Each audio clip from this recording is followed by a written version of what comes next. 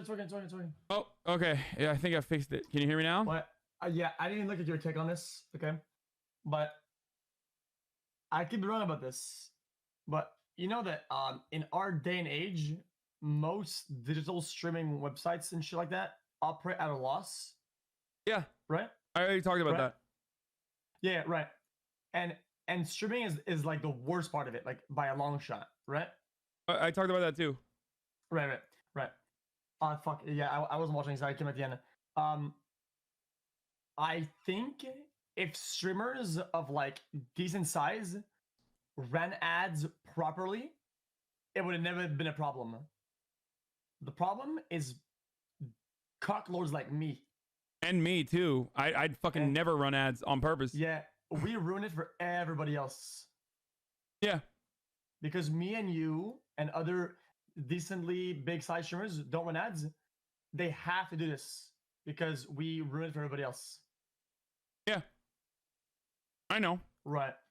Well, that's part of the reason why like some streamers literally get contractual obligations to run ads so that they can at least have like high premium higher CPM ad slots that Amazon can sell to advertisers, which they're literally already selling, but they're not but advertisers are not getting their end of the bargain when you can't even fucking you can't really sell those ads.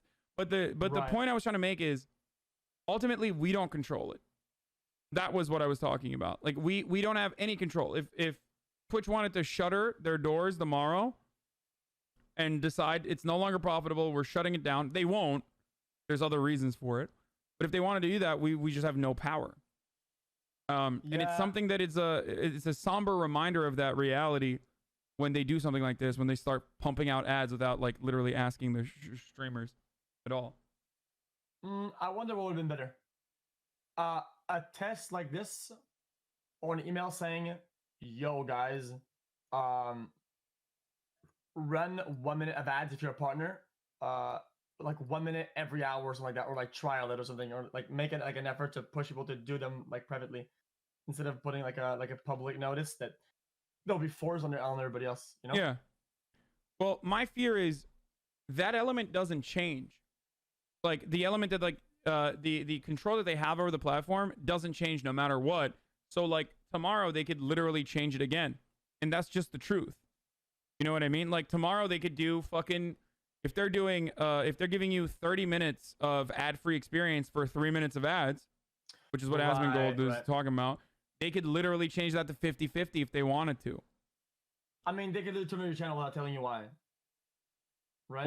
What did you say?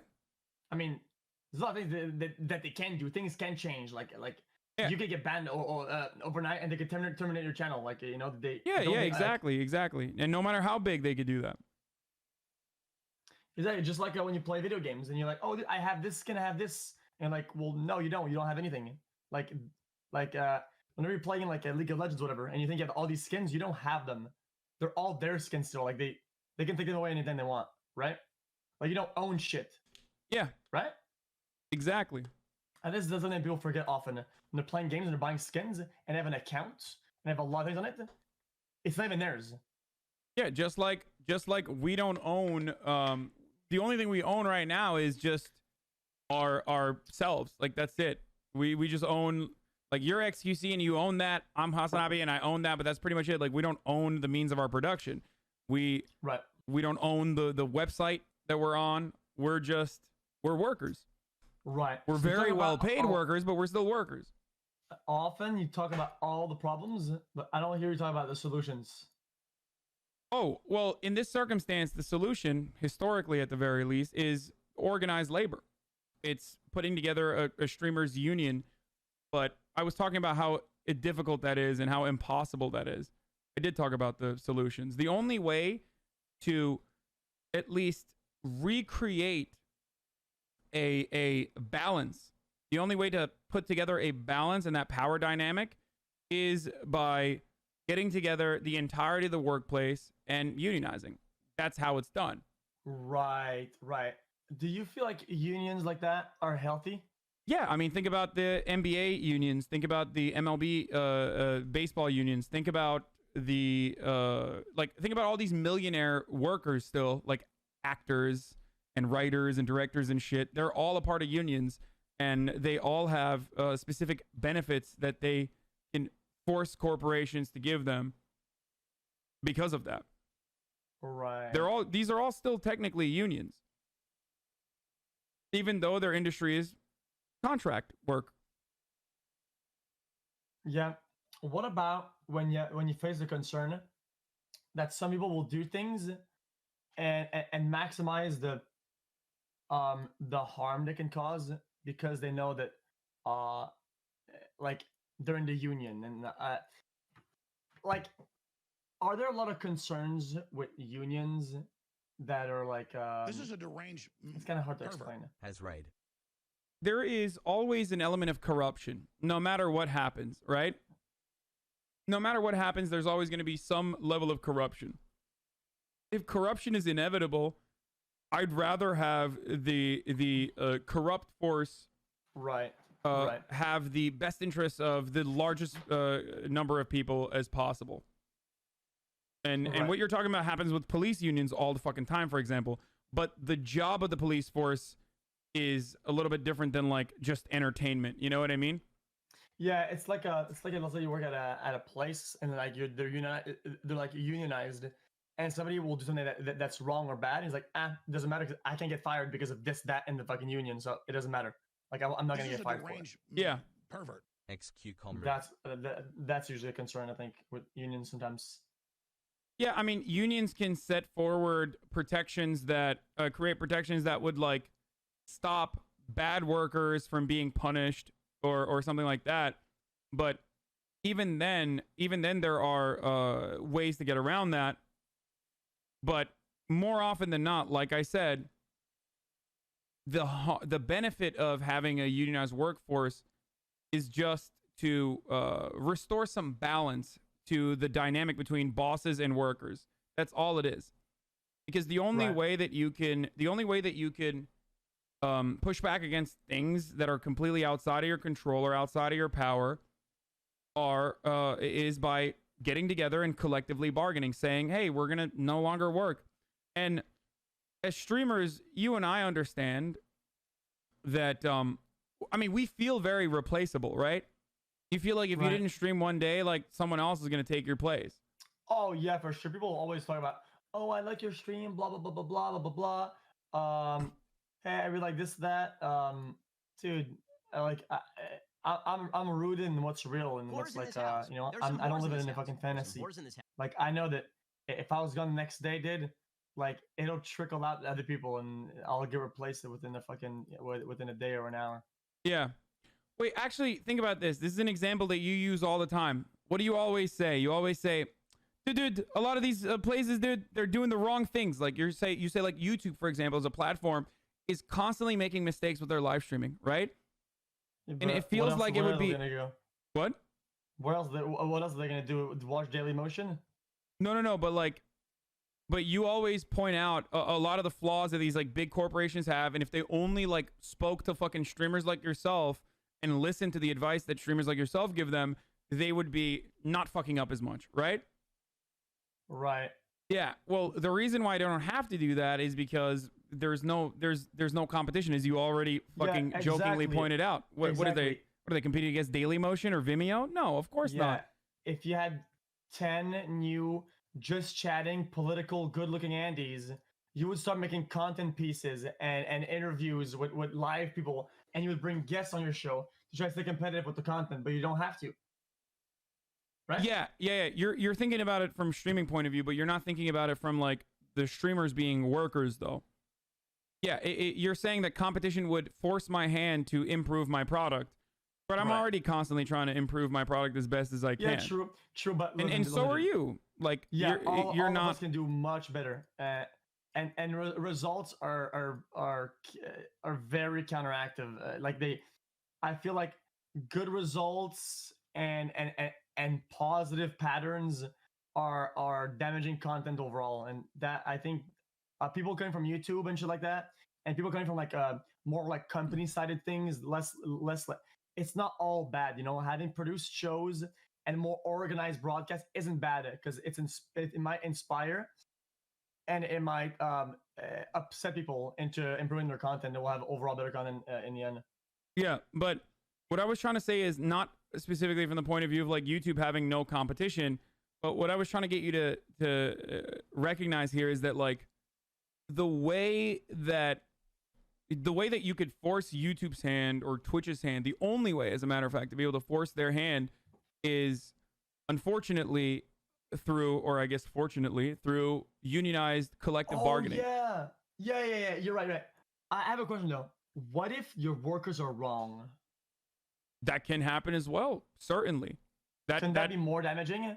Just like when let's say the whole community in a video game of that playing competitively want a certain change, and they get their change, and the change was wrong.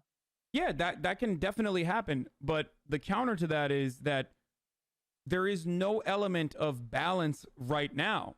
Like when a company is wrong, we expect the company to be wrong. They suffer the consequences by, getting hits in their profit.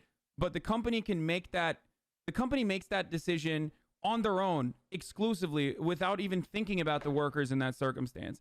The workers aren't necessarily always right.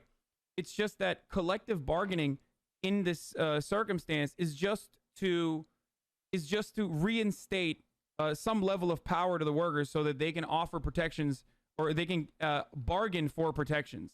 That's it. I'm not even saying that like worker unions are always right. I'm not saying that there's not corruption there. What I'm simply stating is unionizing is just about adding an element of power to the equation, because no matter which way you look at it,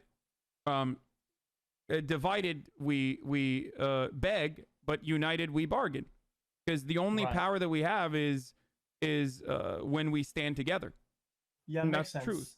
But having said that, though, with Twitch, with streamers, especially large streamers like ourselves, it's pretty difficult because Twitch treats us really fucking well. So there are only a few instances where you recognize the little amount of power that you have against the powerful corporation like Amazon. And this is one of them. And the other one, of course, is like when, Dr. Disrespect got banned, for example, or like TOS banning. Yeah. You have to go out of your way, and you have to go out of your good comfort zone to go seek out the actual problems that are right under you. Because if you're not feeling them, you're not gonna see them. You have to go like seek them out and understand them. Some problems or issues that smaller or medium partners have that you don't have. You're not gonna see them or feel them. You have to mechanically go seek them out and go talk to people and go understand them from their point of view. Otherwise, you'll never see them, right? It's why I think it's good in streaming when you smaller streamers get impacted by this a lot worse than we do, because we have access directly to Twitch, or at least a representative at Twitch. We have account managers. We have established relationships within the Twitch infrastructure on the staff side. So we have a direct way to have a conversation and have people hear our concerns. Right. Like they want to know. I mean, I'm sure you've been asked this too, but like Twitch wants to know what I personally feel about ads being blasted on my platform, like ads being blasted on my content. Like they want to know. They want to hear feedback from someone like myself. Will they listen to their feedback, and will they change their mentality? I don't know. Yeah, exactly. Feedback is good, but at the end, there's like their winning condition. They still need something to submit. Like that. If they're doing it, it's because they need it, right? So the solution and feedback you'll find won't be a middle ground. It'll be much more on their side and your side, regardless of what you think or what you give as feedback. We think it's great that our employees are like you when there's a need from corporate, let's say that, we're not making money, right? And we need the ads to run to make this valuable and good. Your feedback and solution, if it doesn't include you running a ton of ads, won't really do much, I think. Yeah, I mean, there needs to be a back and forth, if that's what you're saying. Like there needs to be a back and forth between like streamers and the platform, because obviously like the owners of the platform have a better understanding and have entire fucking groups of people dedicated to like making it more profitable and having longevity on Twitch. But even to have like a true back and forth, you need to have some power.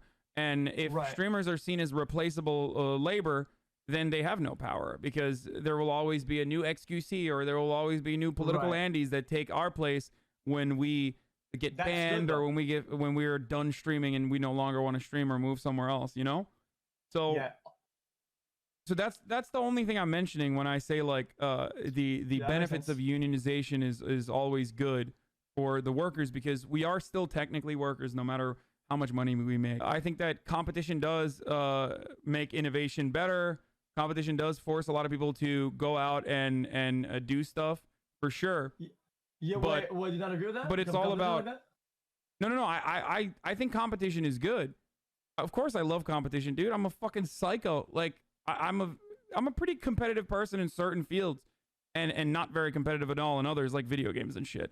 But what I'm simply stating is, like, no matter how much competition there is, I think everyone should be offered a base level of protection. You know what I mean? From certain things. Oh, yeah. Or rather, not even protection in a lot of instances, but just like bargaining power. To be able to have your demands and have some sort of force behind what you say. And it's not simply just a suggestion, but a demand. Because you have to listen to demands. You don't really have to listen to suggestions. If it's a suggestion, then your boss is like, yeah, if I'm feeling good, maybe I'll listen to it. Even if you have a good idea, they have all the power to just not listen to you and go about their way. Well, they also don't need it, especially when there's like a monopolism or whatever.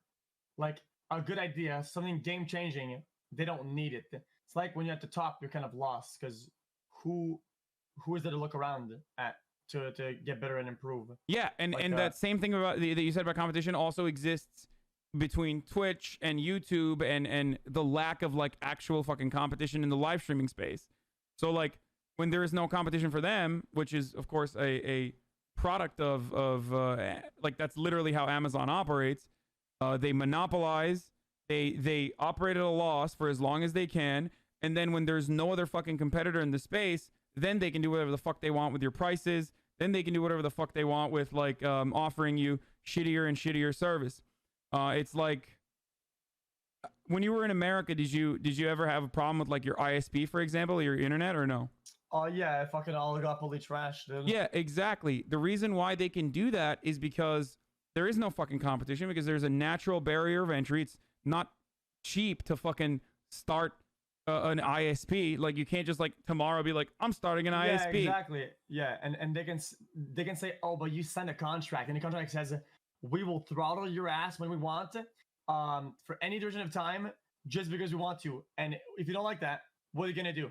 What you say, sorry. What are you gonna do? Go to another one? You can't go to another one. Yeah, exactly. Is it Spectrum? I don't like that. Oh, okay, we'll take it out of the contract. Well, yeah. No, they're not gonna do that. Yeah. So that's the element where like competition does actually work, but there are certain industries where you literally can't have fucking competition, especially when you grow as much as like Amazon has, or as much as like ISPs have. It's very difficult to actually have competition. So what has to happen in that circumstance is either the workers that work there have to say, no, you got to fix this from within. And if the workplace says, no, fuck off, we're not going to fix anything, you're just a worker, shut the fuck up, and then they do work stoppages to hit their bottom line, or you have to get the government to come in and regulate. Yeah, I have a question though. How often do you think a corporate or a big multinational entity or whatever knows better and does something that they can't like explain or whatever, that is just for the greater good, but you think it's the opposite and you can't see it? You're saying how often does a corporation do something for the greater good that we can't see? Right. No, I don't think corporations ever do anything for the greater good. I think they do things for profit that end up being for the greater good. Okay, no, I'll rephrase that. Let's say I'll do it on the more like stream level, so it's an easy argument. Let's say something happens in chat and it's really, really bad. So I end up like putting a ban phrase and censoring it or whatever, and nobody sees it, because I know that if there's attention to it, it'll grow the problem, right? And it'll be like a big, and everything's gonna fall apart. And you know, I can explain that because I'm like, guys, I can't explain. It's just for the greater good, and I hope you trust me, whatever. How often do you think things like that happen? Within corporations? Well, oh yeah, yeah. Let's say let's in a realm or world where ISPs knew for a fact that it was like damaging for the planet to run the internet at max speed all day, and they incrementally lowered the speed because of like prime time and non prime time hours, right? To make it more like ecological. Right? But why wouldn't they reveal that information though? Yeah, you're right. They would justify, that would be an immediate justification for their throttling, which is a significant problem that consumers hate. So the point is this: we know what you're talking about. I don't know an example of, right? But what we do know is you're talking about a space where you're competing with a fuckload, with like literally pretty much every other human being on the planet that can tomorrow become a massive streamer with it by exploding, right? Whereas ISPs have created a space where they literally are not, so they don't have to do that. As a matter of fact, the primary motive for every corporation is to literally get to that space. Everyone tries to be like Amazon so that they don't have to do that, and they never do that. At the very least, like throughout history, they have not done that. They do the exact opposite, as a matter of fact, whether it be like environmental regulations that they skirt, or they literally fucking like misrepresent to the EPA, for example, to like federal authorities, because it doesn't matter when they're dumping toxic waste into the river, like they're making money, and the complications that arise from that are going to come back and haunt them maybe fucking 20, 40 years down the line, and they'll just keep dumping as much as they can. Yeah, you saw the movie. It's a really good movie. What was it, like Dark Waters or something? Yeah, exactly. Big Tobacco is an example of this. ExxonMobil is like a literal example of this currently still, where they've known since 1989 that carbon emissions were going to destroy the planet and global warming was going to happen. And instead of revealing this information to the government and trying to do something about it because it would destroy their business, they literally kept it a secret for as long as they did. Right. And then on top of that, have worked against to develop counter messaging around it, because everybody just wants to make money in the short term and don't want to necessarily think about like the harm that it causes to people in the long term. When people are stupid and have like flaws and are like, let's say, greedy, I feel like it gets way worse in groups. People are stupid, but they're much stupider in groups, right?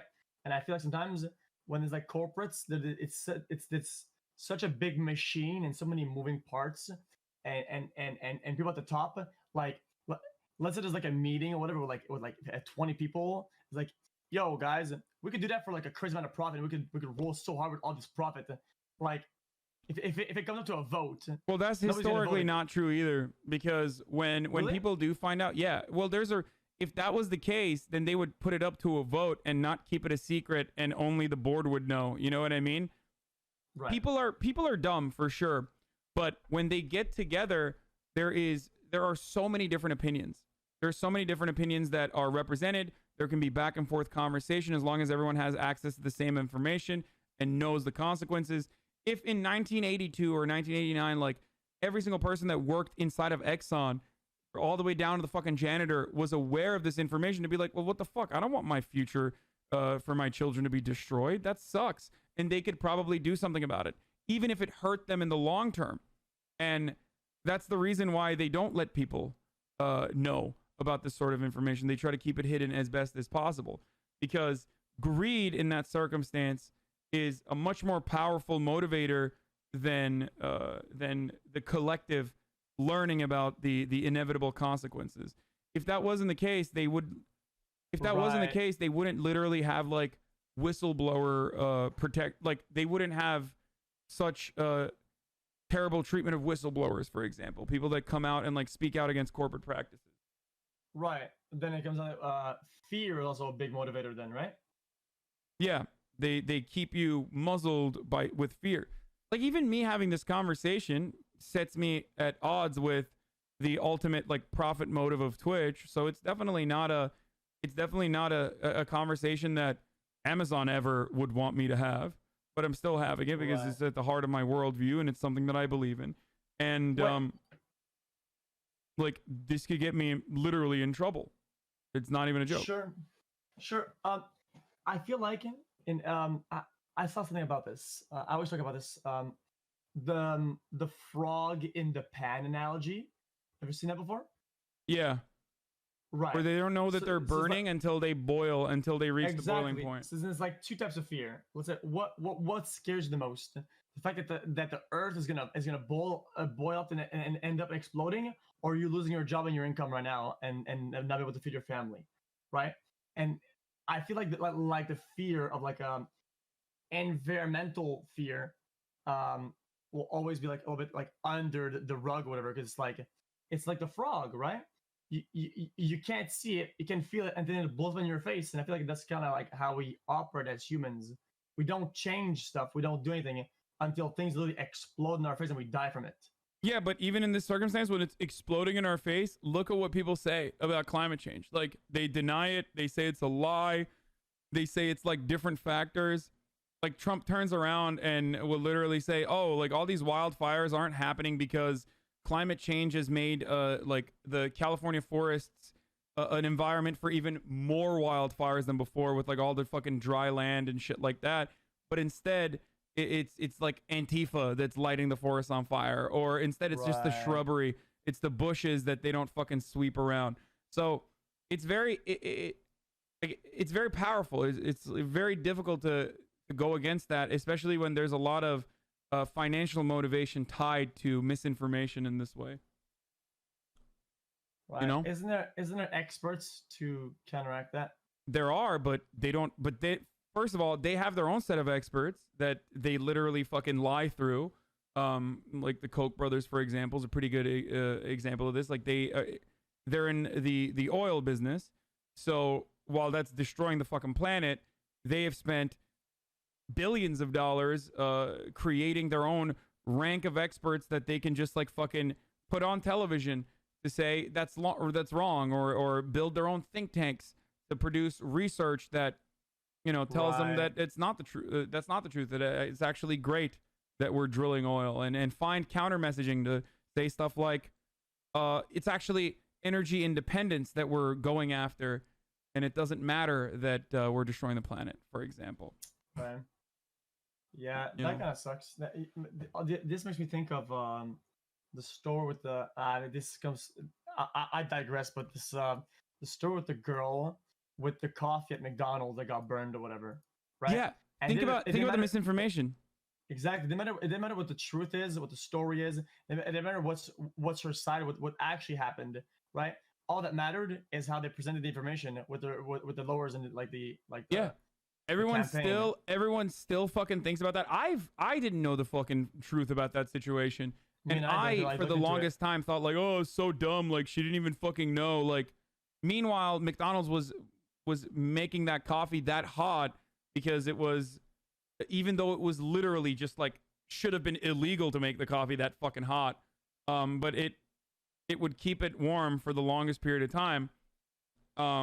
They just used everything they could to attack and vilify this one person who like had a legitimate grievance that like they had to get a fucking skin graft, and I think they were multiple skin grafts. Yeah, they had to get skin grafts. I don't think they could have children anymore. Like they fucking literally almost died.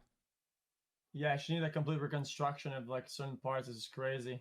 Yeah, and now most people still remember that as like, Americans are so stupid. You need to, your brands to tell you. Hot, lol. Yeah. You need your brand to tell you that like your coffee is too fucking hot. Like, oh, this is crazy. Coffee's too hot. Just don't touch it and just don't drink it. Yeah. So that's really odd. So they still, and that message stuck for years, and we still, we still don't know most people still don't know the truth of that. Most people probably just learned about this now, like literally just now. Well, I don't want to be I don't want to be like a complete tinfoil hat Andy, but I feel like if that's that's one of the stories that was like sort of quote unquote debunked, whatever. I mean, how many of the things that we just that are just common knowledge are not debunked and are not like known? I feel like there's a lot of it. Right? Of course, and it you can in most circumstances tie it back to like goals of individuals in positions of power in almost all of it. Like most people in America, for example, don't know that reparations were supposed to be given to black people after the abolition of slavery, right? In America. And this is actually something that's relevant to the conversation today because Donald Trump is like constantly talking about how like even mentioning slavery is bad because, you know, we shouldn't be talking about that, even though the legacy of that still hurts black people to this day, and not just their fucking feelings.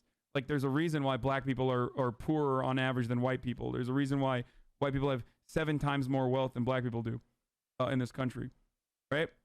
And reparations were given in the aftermath of abolition of slavery. They were given to white slave owners.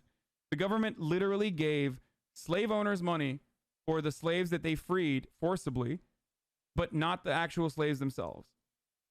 Like this is yet another example that rarely gets talked about or rarely gets taught, and people don't fucking know that.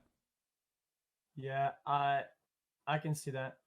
Like, how would that not play a significant role? How would that not play a significant role, or at the very least show you what even the fucking government that abolished slavery thought about black people at the time? Yeah, because in their perspective, it's like, oh, dude, all the people that are making your income now we're abolishing that. So it's like if I removed all the machines or whatever. Like I feel like I'm gonna word it so poorly. I'm gonna fucking get canceled. No, you're fine. It's wrong, but in their perspective, it's like, oh, all the owners, whatever, lose the stuff that makes revenue. Oh, we have to make up for that. Yeah. But they don't care about the actual. But they don't actually care about the workers or the human beings. Human. Yeah, exactly. Yeah, exactly. And that's it. That's at the heart of the same dynamic that we were talking about earlier. To like bring it back to fucking, to in some way bring it back to misinformation that favors those in positions of power, and also the dynamic between someone who is a laborer and a worker who creates value versus those who take that profit and do whatever they want with it. Interesting. Yeah. Interesting. It's just how it works. And I don't even claim that I know what the fucking perfect future is. Like I think that there are plenty of problems with past examples where people have tried and failed pretty significantly to find a different organization of to create a different version of the world or a different organization of the economy, socialism or the USSR, for example. So there were significant failures there too. What we need to do is learn from those failures and honestly try to build a better future, a better vision that helps as many people as possible, and including people fucking overseas that we can't even see. But we can't even, in America at least, we can't even help fucking other Americans. Like, it's crazy. We can't even get other Americans to fucking realize that like we could actually get socialized medicine here. Like we have enough money.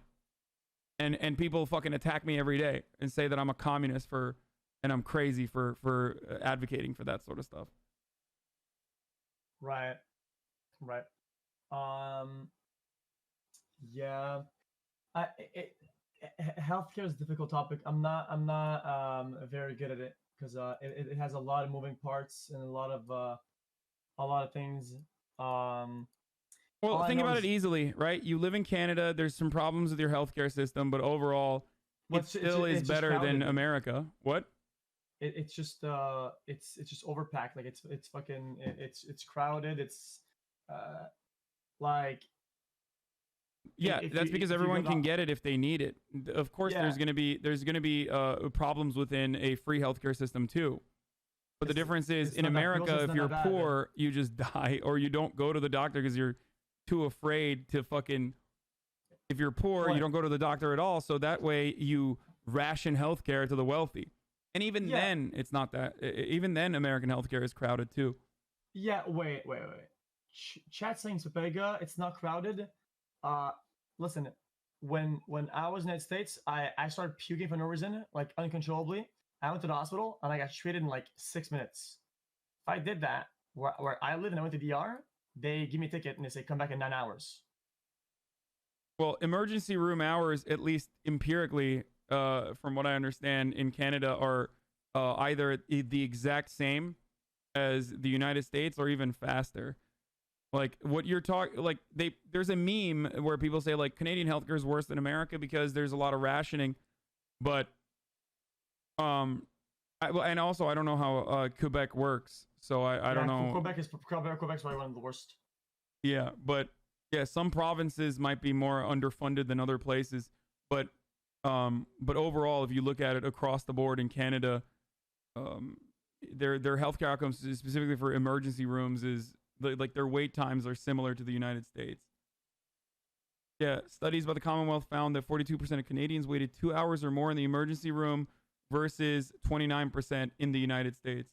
So, Canadian healthcare, Canada, by the way, is the only country where socialized medicine outcomes are, what do you call it, are a little bit worse than others. Like, wasn't worse. UK is better than the United States on like by nearly all measurable metrics.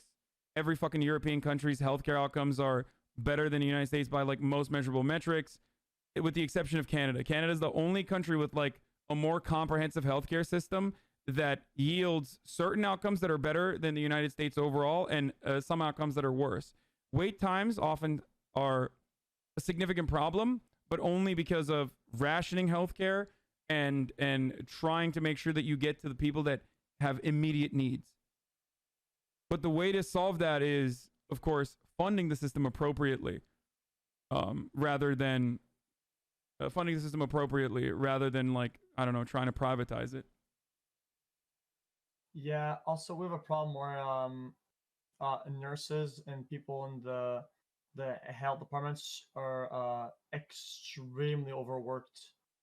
I mean, I think that's everywhere, but I think in Quebec it's been a problem for years now. Like last 5 years, it's more like publicized in the papers and in the news and everywhere I did, where like they juice the fuck out of them. Like they juice them to a crisp, right? And it's a big problem. Yeah, I mean, the way to solve that though is by getting more nurses, getting more immigrants to come into the country, getting more nurses, training more people, and funding hospitals and funding the public healthcare system that you have in place already. Right. Like that's the way to do it, but that's a really complicated problem, and most people are immediately like, "Oh no, fuck that! I don't want to do that. I don't want to do that because everyone is like caught up in this rugged individualist mentality." Okay. Last thing before I leave then. Last thing. When people talk about like a budgeting or like, oh, just put more money into that or this, are those things impossible? Because if you can't just do that, because if your budget's already established, you have to cut out of something to put into something else, and the impact of cutting in that will have like a big impact immediate.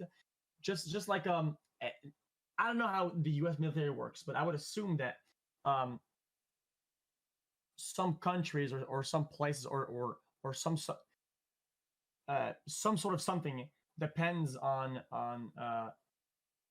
a part of U.S. military, right? And if they just cut overnight, it would have like certain impacts, right? Sure. That's what I would assume. Yeah, like if America cut its military spending in half tomorrow, then how the fuck do you pay for all the veterans' salaries, for example? Like, are you going to just fire millions of people that work for the military? Like, there's, of course, significant complications that come out of that as well. There's a couple ways that you can do it. Like, you can deficit spend, so you can spend more money than you than you actually have, which is something that America does all the fucking time. And because we own the global economy pretty much, and that most global spending happens on the dollar, and most currencies are adjusted to the dollar, that we have the capability of printing more money and just being like, yeah, we have more money now. But that's too complicated. I don't want to get into like quantitative easing and shit. But there is always money, and there's always more money that we could actually suck out of the fucking corporations and the wealthy that we simply do not, because they claim that they just, without any evidence whatsoever, they claim that they're just going to leave the country and go somewhere else, when all evidence shows that they do not do that. They stay in the country even if they're taxed more. The wealthy claim that they'll just always be able to find a way around the taxes, so therefore we shouldn't just like tax them more, when the government should be punishing these people for hiding the money that they are generating off of the American workers, or the Canadian workers in Canadian corporations. So there's always a way to get more money out of corporations and the wealthy, and there's always a way to reappropriate your funds. It's just that we don't really have the energy, and politicians don't want to do it, is what I mean, because it's a difficult task, and they're afraid of the billionaires. That's one. That's maybe it's a different topic, but that's one of my big problems that I have too, where like it's difficult. I would assume, it's not a feeling that I have, but I would assume that people would get annoyed to like do other taxes properly, not find loopholes, like pay other taxes, like do all the right things, when the people of power, the people that are setting the example, like the government sometimes doesn't do it themselves or something, right? Like when some official or some big person gets like caught doing like tax fraud or something like that, and like, bitch, you're supposed to set the example, right? So how are we supposed to do the right thing when we can't even trust the people above? It's so like it's the very people that are setting the example that are breaking their own rules, and they're not even breaking their own rules. They're literally setting the rules and then breaking them on top of that, while simultaneously acting like the rules are too hard to begin with for them. Yeah, and that only happens, and this goes back to the heart of my argument, that only happens because they make all the money. They choose what to do with the profits. You don't. As a worker, they could literally, if they have all the means, they could literally just say, I'm not going to pay you that much. I'm going to pay you even less. It's a delicate balance that they need to strike, though. So if they underpay you so much, you will recognize the position that you're in and be like, what the fuck? You're not paying me anything while you're living in a goddamn fucking mansion. Fuck you. I'm going to go and take some more money from you. This is bullshit. I can't fucking feed my family. So they have to give you just enough of the crumbs so you shut the fuck up and you're healthy, or you think you're doing well, but while simultaneously taking as much as they possibly can. Yeah, well, it's just upsetting, because then it's like, well, a healthcare system sucks. The roads all cracked up. We can't even drive properly. There's potholes everywhere, right? Yeah. And then you hear like stories of like some government official like giving themselves like raises and bonuses, and then like go on vacation and mismanaging funds, and some top officials doing like tax fraud and shit. And it's like, dude, the people at the top are trolling, and you want me to pay like 57% taxes? I feel like it makes such a hostile environment, and I think that fuels people to do like tax fraud or like to not do tax properly. I think that it's like a big distrust, it's like a very bad environment to yeah, create. You're a sucker if you play the game correctly. You're a sucker because you're giving a lot more of the money that you've generated than most of the other people. And it's like the prisoner's dilemma. It's like a game where like everyone else that's min-maxing and everyone else that's not paying taxes or hiding their fucking taxable income is getting away with it, and you're being you're being a sucker for not cheating. That's what you're saying, right? Hello? Hello? I lost. Oh, so I was muted. So I clicked the fucking talk button, and but when I'm not streaming, it mutes instead. Um, yeah. It's it's like it makes you want to be part of the problem, because if you're part of the solution, there's no positive impact, immediate or long term, or don't feel. No, there is a positive impact. Well, like there is, but it's not. You don't feel as much as the one as if you do wrong. And you look all around you. Hey man, my neighbor's doing it, my peers doing it, my competitors are doing it, and the people above me that are doing the rule are also doing it. So what the fuck am I not part of the problem? Yeah. No, I understand. I understand why it's fucking frustrating. Like, the way I see it is, look, I already make way more money than I know what to fucking do with it. I don't have long-term security, and neither do you, even with the amount of money that you make, because it could all fucking go away tomorrow. But ultimately, we don't have power to protect ourselves forever. So there's always more money that you can make to make sure that you are secure and have a future for yourself without worry that like you might fucking starve or anything like that. But the way I see it is, like, I make more money than I know what to fucking do with it. I don't really have a problem, because I understand that I understand that, like, some of that money, even though a lot of it is being reappropriated to places that I wouldn't want it to go to, like the fucking military and like weapons and so much other bullshit, paying politicians salaries. It does fund good also. It still funds, yeah, it still funds the roads. It still funds the fucking hospitals. It still funds the infrastructure. It still funds the schools. Exactly. You're right. So that's why I see it. Like, what am I gonna do? Shove it in my ass? That's how I see charity. It's kind of like a. Yeah, there would be no need for charity if the government actually fucking did its goddamn job. That's why I'm frustrated with charity all the time. If you take away the systematic problem and you just look at the actual problem in this scenario, because I feel like if you look at the systematic things, you don't get anywhere unless you make a significant change across all levels. Yeah, and the only way to implement systemic change that is a necessity to better everyone's life is through organization. This is exactly what I preach. This is exactly what I talk about on a daily basis. Like, just like you don't have any power within your corporation because it's literally built like an authoritarian dictatorship. Right? If you work a fucking retail job, your boss is like a dictator. There is no democracy there. You can't be like, hey boss, I don't want to come in on Monday because I'm sick. If you don't have any fucking sick days, your boss is gonna be like, no, fuck off. You're coming in on Monday. I don't give a shit if you're sick. You know? Right. That, if you think about it from the point of view of politics, you're like, what the fuck? That's a dictatorship. Yeah. But we're conditioned into thinking that it's not. It's supposed to be that way. It's supposed to be authoritarian. It's almost like the only democracy in that system sort of is actually on the consumer side, whether they buy or not buy. That's kind of like. And even then, there's no democracy there because we're always gonna buy. There is no way to organize consumers.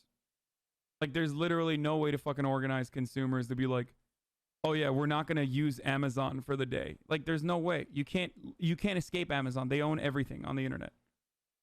They own so much. And it's pretty much impossible. That's why I always say, like, organizing on the labor side is the only effective way that you could make changes in a workplace, and organizing on the politics side is the only way that you can make effective change in the realm of politics. Yeah, it's kind of like dude, like I don't know how you see that. This is kind of just my take. Like boycotting Andy's, like, dude, I'm not buying this anymore. Yeah, good luck. And then you look at the fucking quarterly reports, like, okay, they have increased sales by like 170%. They're like, okay, well, nice boycott, bro. Like they actually went up. But like, what are you on about, right? But what I was talking about earlier about the charity thing is that if you don't look at the long term problem or solution, just straight up just charity, you'll go into charity and somebody will say, oh, dude, if you donate there, the CEO is paid $3 million. Yeah, charity's a scam too, because they're also run like a capitalist corporation. Yeah.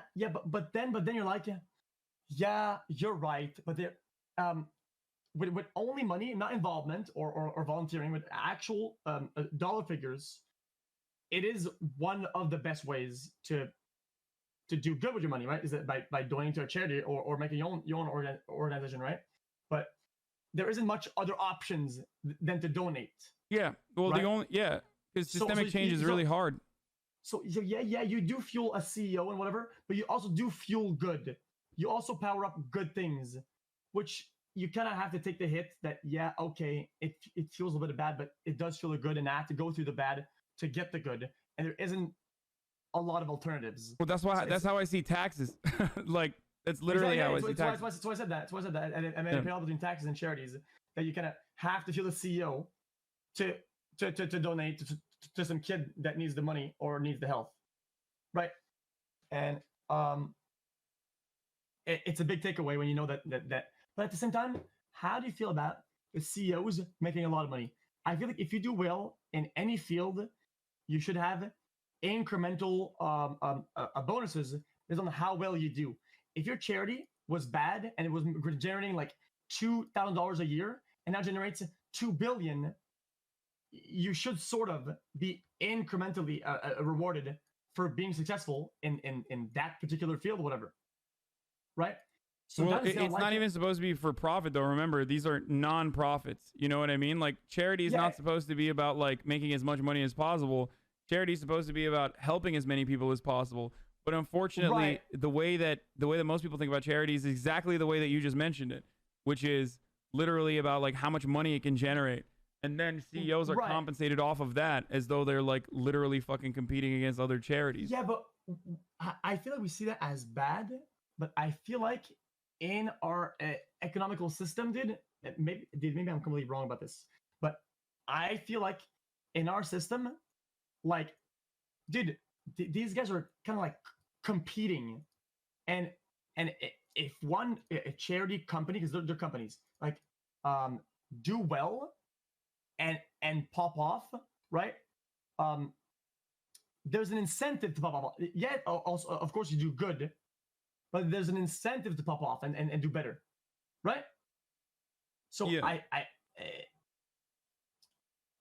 It's difficult. I feel like in capitalism, why would the CEO of a company, a charity or not, would do better, put more hours, be smarter, be competitive, do good shit, whatever, if there isn't a raise at the end of the day somewhere, somehow? People say, "Oh, bad take because of that." Well, I mean, think about it this way: do you just do streams? Do you just okay? Here, I'll bring it back to your worldview, right? Do you stream 15 hours a day because you're making the most money, or are there other reasons? Of course not. It's like a mix. It's like a mix of things that are like it's kind of like a diagram. Yeah. So like, profit is one part of it, but there are so many other underlying factors that incentivize you, right? I know this because I say this about you and for certain reasons about like for other reasons about Asmongold, for example. I think you might correct me if I'm wrong, but you're very similar to me where you're like very competitive in the streaming side of things. So that competition like is one of the biggest factors. Another factor is the fact that you like your audience and you want to like you love streaming. Like you actually enjoy streaming and you like having that back and forth, that fucking adrenaline rush, the dopamine hit, and like being able to have a community that loves you and fostering that community. That's something that you like, right? And also being on the top of the fucking leaderboard. Well, if a game comes out and I'm gonna see the beginning of the game, the scenes and the ending, right? It's cool to be at the top of the directory when a new game comes out. So it's like everybody's seeing it with me at the same time, and it's this like big ball of energy that we're all gonna see the things at the same time. And I'm in front, and I'm in the. It's like you're in the moment. You're like part of something, and you're also creating that thing, and it's very like empowering. And people say, "Yeah, but did you have more viewers, dude? That day? Well, you made way more money on primes and ads, dude, and you made like." Yeah, but it doesn't matter. That doesn't matter. They're never gonna understand that.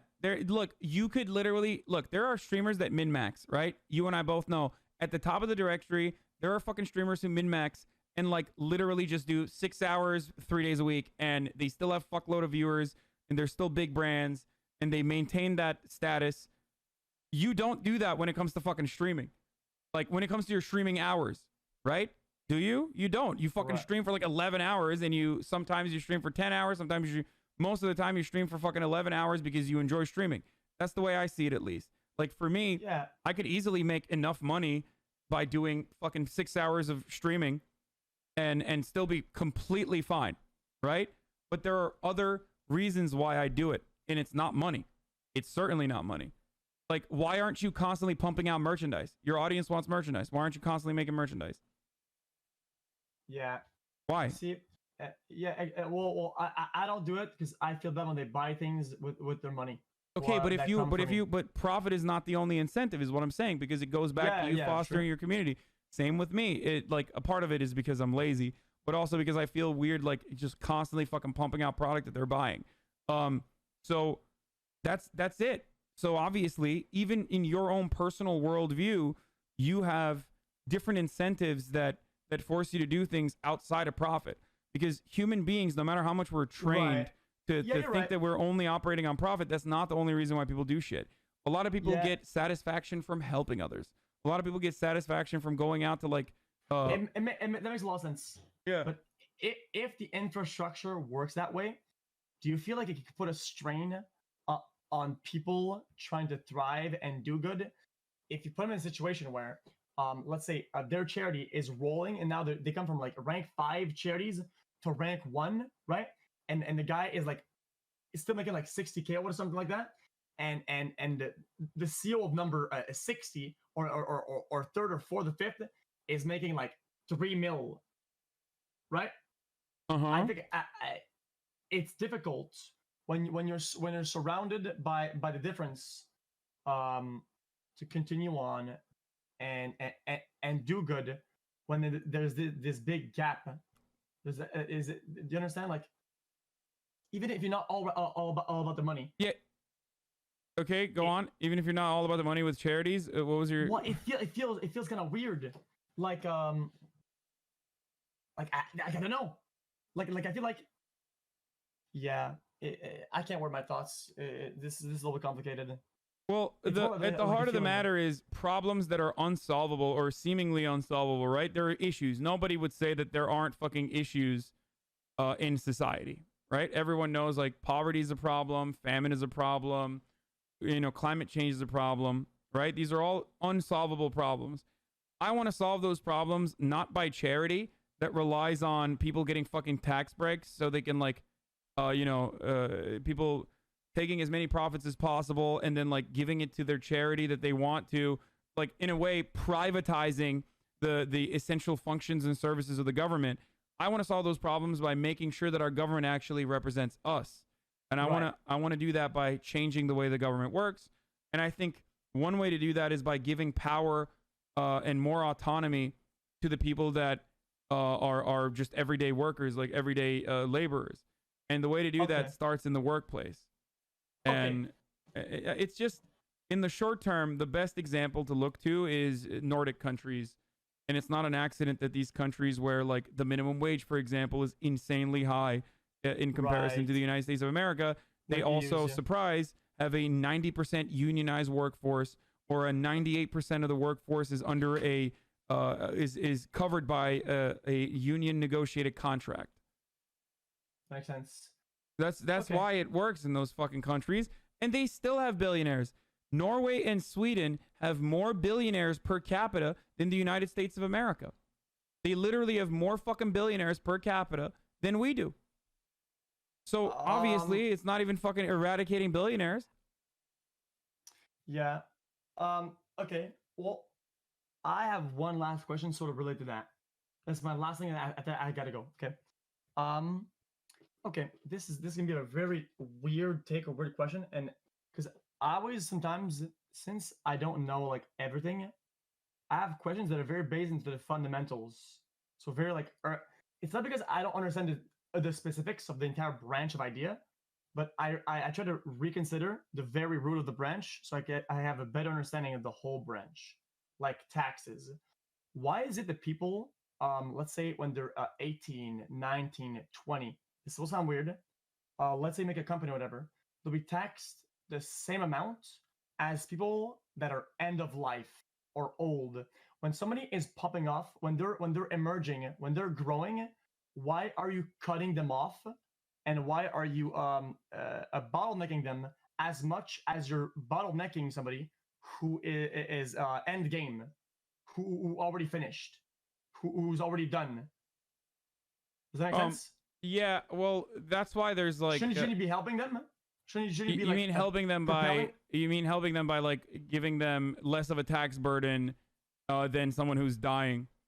So that's why there's a concept called the estate tax. First of all, when you die, the government takes a bunch of your money and like puts it into programs that help others in the next generation that comes up.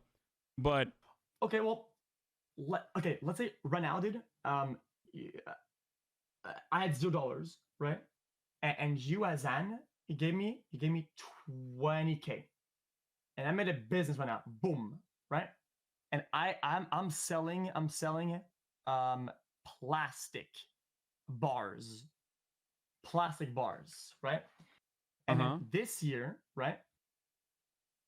I'm making like 500K because everybody likes my plastic bars. Like I'm rolling it. But I just started my company, right? Like I'm still young, growing, and there's so many opportunities and things that are coming to the future because I just started, right? It's like I'm young. Why would I be taxed as much as somebody who's already done, who already finished all the processes? They've seen all the colors, all the motions. They saw everything. Why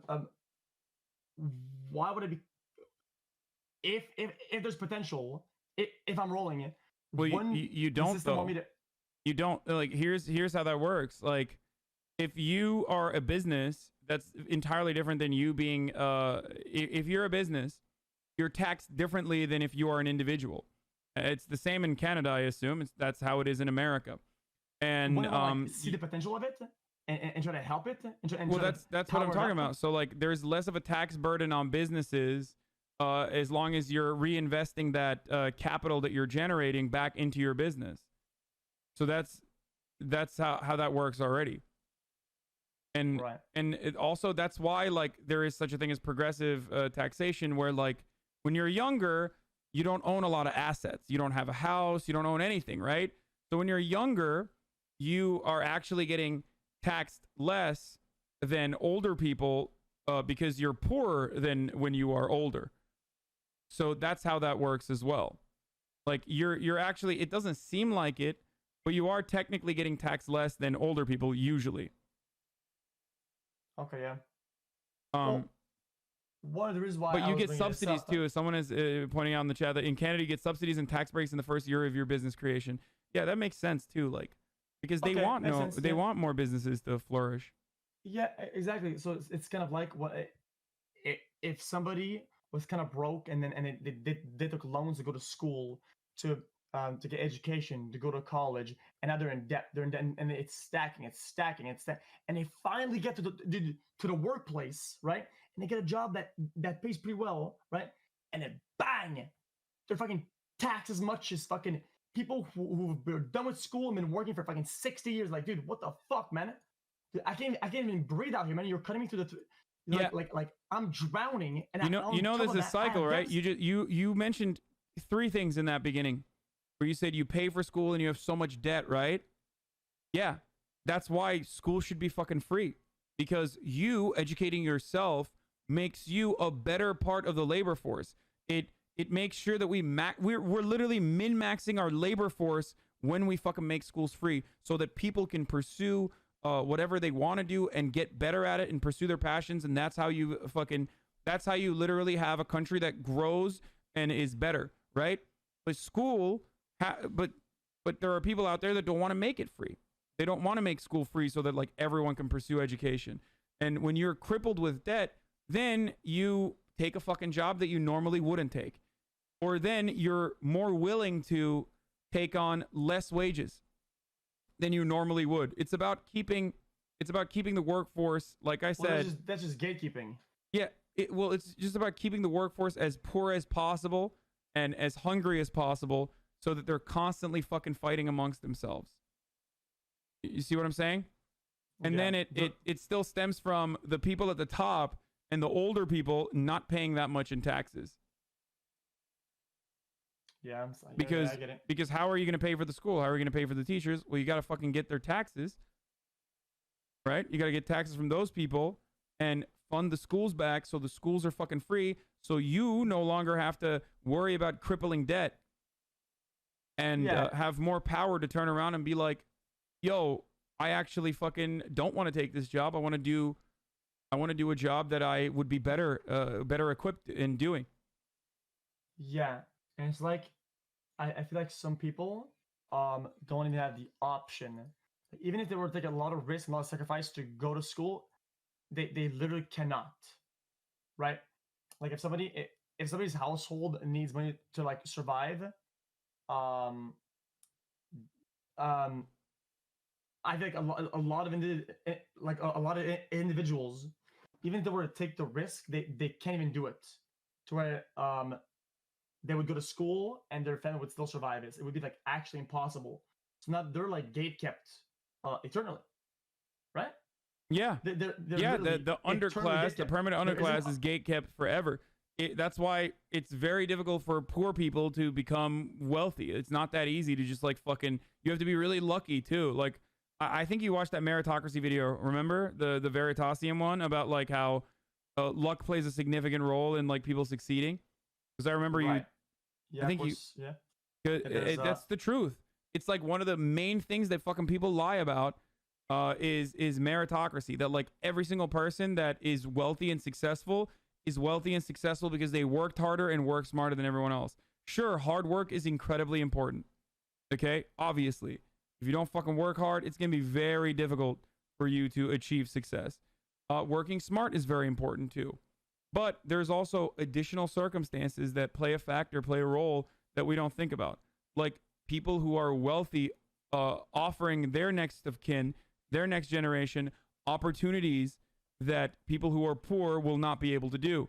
One of those opportunities is to be able to pay for fucking school, for example, for their kids, and networking opportunities for their kids as a consequence of going to those schools. You know?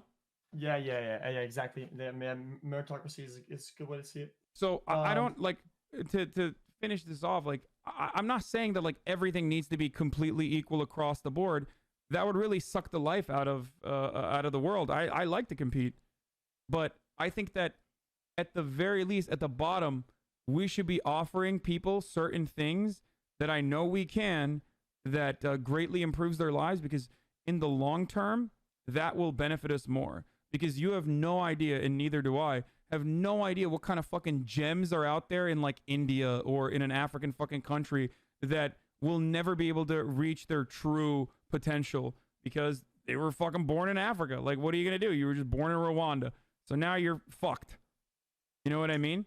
Yeah, it's what it's like I said, what I said last time. It's your spawn point. It's a bad spawn. With the person with the glasses,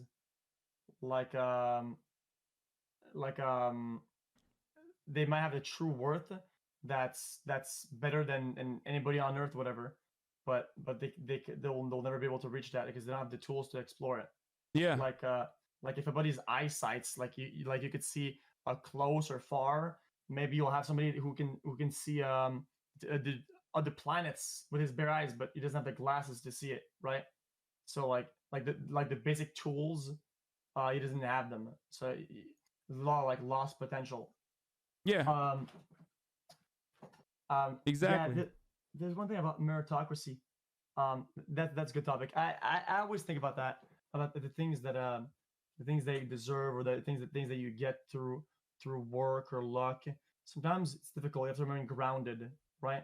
Yeah, it's why I always talk about like the motions, doing like the motions. You know, having like a good foundation, a good structure, a good infrastructure that will do good and will do better if luck is involved. But regardless of if no luck, it'll still do good. Yeah, right? Certain protections are a necessity, is what I believe in. Like certain things that you need to survive that will greatly improve your efficiency as a worker should be fucking offered to you by participating in the social contract, by participating in society. You know what I mean? Like if you didn't have to fucking constantly worry about a roof over your head, or in America, for example, if you didn't have to constantly fucking worry about like losing your health care if you lose your job, you would be able to go and work for a place that you could potentially be better at, in a field that you could be potentially better at, just like the education thing that I just mentioned to you before. Right. Yeah, like, yeah. Like maybe some people are literally like, I need to go into finance, right? I need to go into finance because, you know, I can, after 4 years, I can go out and like work 80 hours a week, but make $100,000 a year so I can like pay for my college education immediately. So they like pursue finance when they could have been better doctors, but they were afraid that, you know, the 200 to 400 additional thousands of dollars in student loan debt would be too much for them. So they didn't want to take on that endeavor. Maybe that guy was a fucking sick doctor and we just missed out on it. Yeah, I agree. Maybe there's an insane scientist living in fucking Indonesia right now, but he's stuck in a sweatshop making Nikes for us. And we have no fucking idea. And we'll never be able to unlock his true potential. And we'll never be able to solve cancer because of that. You know, I'm just making shit up. But if we were able to offer people safety, we could unlock everyone's true potential. That's what I believe in. Yeah, true. Yeah. Yeah, man, I mean, it makes a lot of sense. I mean, I feel like that's very logical. It's not like it doesn't have to be rooted in some like socio-ecologic or like a socio-political economic system. Like, I think just the base fact that's logic, regardless of how you get there or whatever. Your solution might be rooted in some a political answer, but I think that is logical, right? Yeah. I think most people can agree on that. Yeah, but we've been conditioned into thinking that like even that kind of mentality is fucking crazy. It's socialism and it's therefore bad. And that sucks. Because it's like having this conversation with you can have this conversation with anyone on the planet and they would probably agree with you unless they are in a position where they just do not want to even reflect on the realities, right? Where they're like, nope, the world is vicious and everyone has to be individualistic because everyone will fuck one another over and it doesn't matter. I don't give a fuck about the kid in Indonesia. I want $5 sneakers. Fuck that kid. Like, that's the mentality that some people have. And that's unfortunately currently the way that the system is organized, so that any sort of conversation that goes against that threatens the very fabric of society. So everyone is conditioned into being fearful of even discussing these sorts of things. Yeah. You know. Yeah, I can see some of that. Yeah. Then, yeah, I think it's really weird on my stream when I talk about like, because I had like a lot of real jobs before. What did you do before? I didn't even know. What did you do? I did a door knocking for a landscaping company. I did a paper delivery. I did janitor for a while. Bro, think about that. You were a fucking janitor and now you're the largest Twitch streamer. People always, janitors are an example, a great example. Whenever I say like, as a janitor, like a janitor should even have a say in what happens in a company. Everyone always says like, what, you mean the janitor becomes the fucking CEO? It's like, no, motherfucker.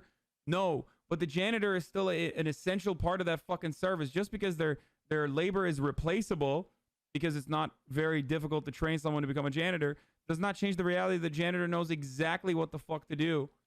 Well, on top of that, the janitor goes around. I would go everyone on in the factory.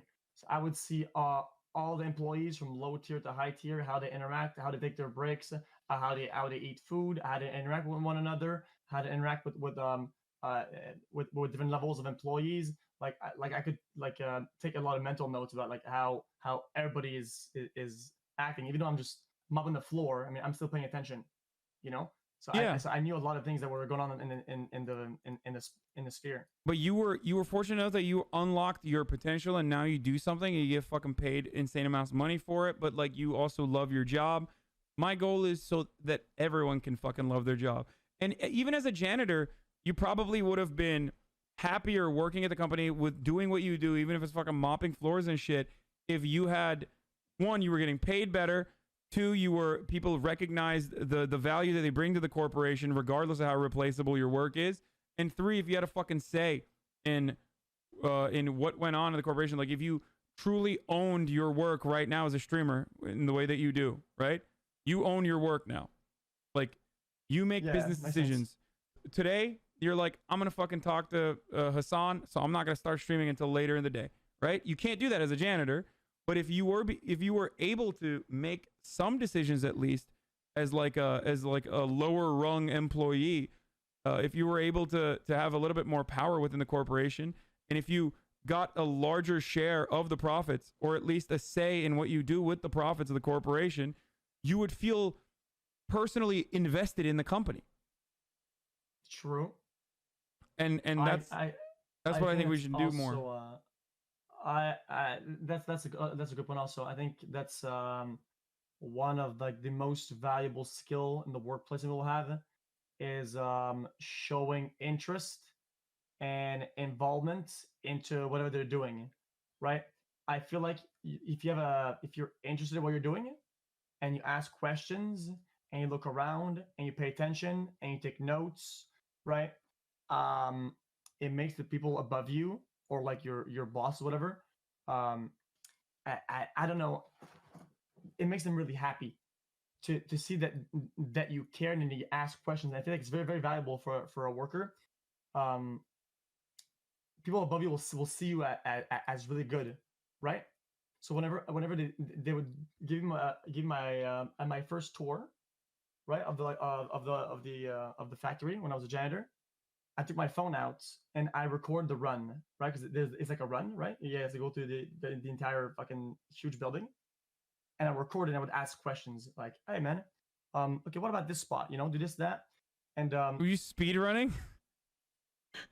well, sort of, but they like that a lot. It's like nobody's ever asked them before, right? Everywhere I worked at, I would always like be really passionate about what I'm doing because I would like ask questions. You know, the people who are above me, I take notes on how they're doing it and it's just like that. And I think the people most of the time, I feel like people that are above you, they will be receptive to that, and they will give you some tips, and they will give you advice, and they'll be happy to do it, and they'll be happy to see your progress. And I think that's very valuable. Right? Yeah, it's good management. Instead of telling you like shut the fuck up, and do your job to give you more of an incentive to make you feel like you are a larger part of the company, and you are a large part of the company in that situation. So, but in a lot of instances that's not how it works, unfortunately. Yeah. But you're it would if you had more power, and if you were more incentivized to not just work for a fucking wage, but also felt like a ownership over what you're doing. Yeah. I think that's I think we ran the discussion pretty well. I like that. I think I understand more about what you meant about the beginning. So my dog is barking. Yeah, it's all good. Yeah, makes a lot of sense. Yeah. I'm gonna go now, but that was really good. I enjoyed that. All right, man. This was a good conversation. I hope it was helpful. Yeah, it was, man. Thanks for doing it with me, man. All right, word. Let me know when you want to play Among Us later, so we can yell at each other. All right, man. See you later, dude. All right, peace, dude. Peace out.